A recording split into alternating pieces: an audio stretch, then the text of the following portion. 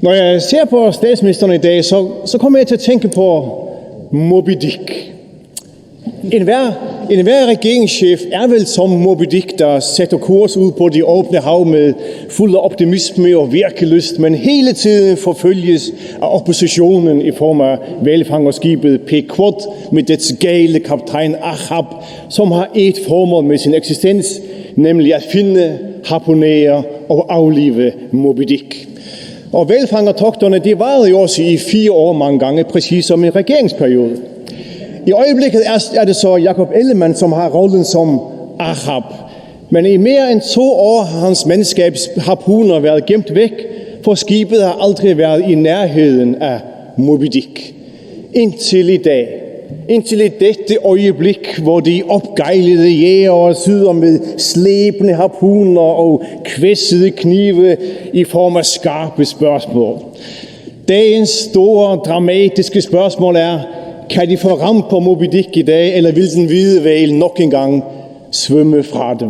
Det er meget spændende, og jeg er lidt ærgerlig over ikke at være med i det her drama, på den ene eller den anden side. På den anden side, så er det jo mig, som trækker tæppet fra. Når jeg er færdig, så starter showet. Så jeg vil stille et spørgsmål om sagen alligevel, selvom det ikke vedkommer mig direkte. Fra en mere almen menneskelig vinkel. Hvordan er det at have rollen som Moby Dick sådan en dag som i dag? Men der er jo et enormt fokus. Når harpunerne er kastet, så bliver alt analyseret. Hvad sagde hun? Hvordan sagde hun det? Hvordan så hun ud? Hvordan virkede hun?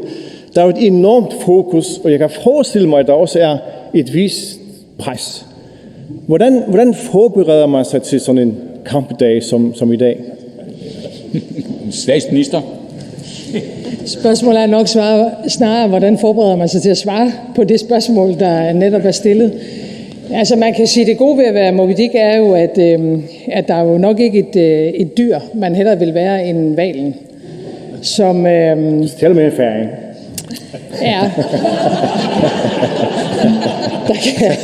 Der kan være enkelte dage, hvor det er knap så godt, men hvalen lever jo længe og er et ualmindeligt klogt dyr, og også et dyr, som kan navigere selv i situationer, hvor andre må give tabt.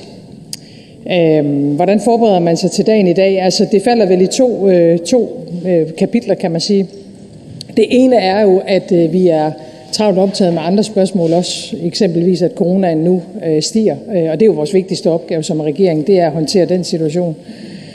På det mere personlige plan, synes jeg jo, man skal stille op og svare på de spørgsmål, der bliver stillet. Jeg kan have det svært på det helt personlige plan med, at mine motiver bliver beklikket.